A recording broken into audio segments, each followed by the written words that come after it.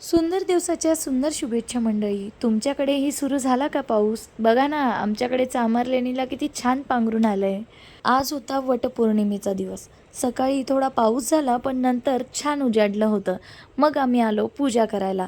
घराजवळच जायचं होतं म्हणून आमच्या आईंनाही सोबत घेऊन आलं, कारण त्यांचीही खूप इच्छा होती. पण माझा कान्हा काही मला पूजा करूच देत नव्हता. शेवटी आमच्या आईने त्याला पकडून धरलं आणि मी पूजा केली. जेव्हा आम्ही वडाला फेऱ्या मारत होतो ना, तेव्हा माझ्या कानानेही आमच्यासोबत वडाला फेऱ्या मारल्या. त्याला असं वाटलं की आम्ही काहीतरी खेळूनच राहिलोय. आणि मग संध्याकाळी वटपौर्णिमेच्याच दिवशी माझ्या भावाचा बर्थडे होता. आता मम्मी पप्पा तर जळगावला आहे आणि तो तर आता इथे जॉबला लागला.